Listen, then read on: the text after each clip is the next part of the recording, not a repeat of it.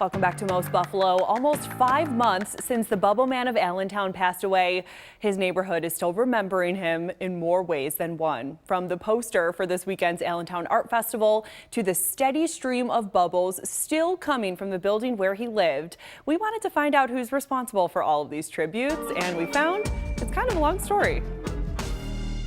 I won it the year they canceled it. The first year in, I think, 63 years they canceled it is the year I won. Local artist and designer Jim Charlier won the Allentown Art Festival poster contest back in 2020. They didn't use my poster for anything because it was canceled. And then the next year it was canceled ahead of time. And this year they thought that they would just ask me, since it never got produced, no t-shirts, nothing, they thought they would ask me to design it again. He submitted 8 ideas for this year's big return of the festival. The committee selected his tribute to Allentown's own Bubbleman, Chuck Incorvaya, who was known for blowing bubbles outside his apartment above the Jim Stakeout on Elmwood in Allen.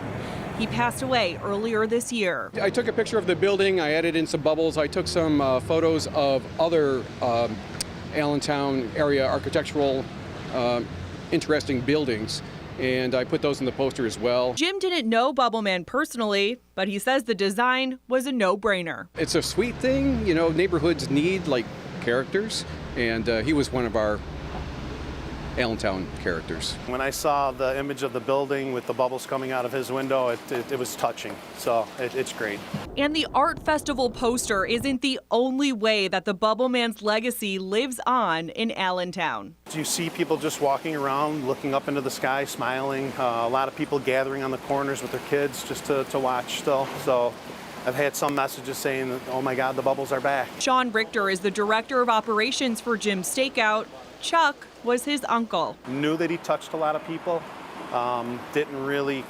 He didn't really realize, and I didn't really realize, my family didn't realize how many people he actually touched.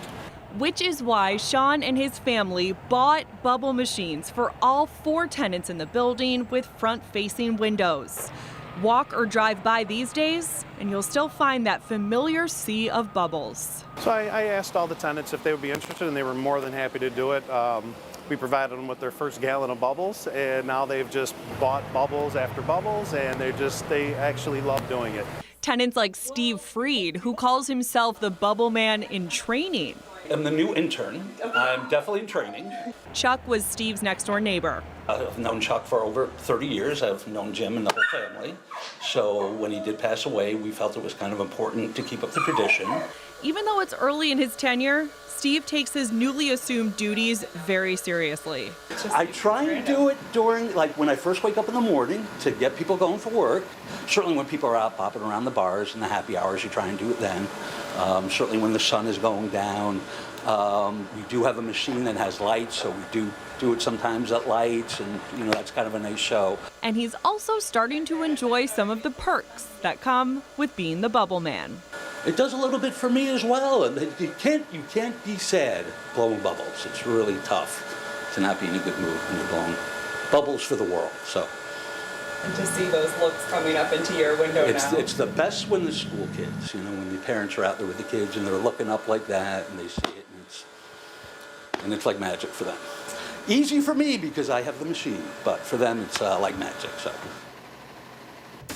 And there's more bubbles than ever thanks to those 4 tenants with their new bubble machines. And Maria, there's even a weather element to this. You'll notice in those interviews, it was raining during both of the outdoor ones we did. We did them at different times of the day yesterday. And it turns out Bubbleman Chuck, he preferred to blow the bubbles in the rain. Do you know why? No, go ahead. Because the street would be wet and that would preserve the bubbles and they would kind of grow. So oh, they wouldn't pop as quick. Yeah, and I think that was his way of being involved in the story, that it started to rain kind of as soon as we started to film outside both times yesterday. How nice.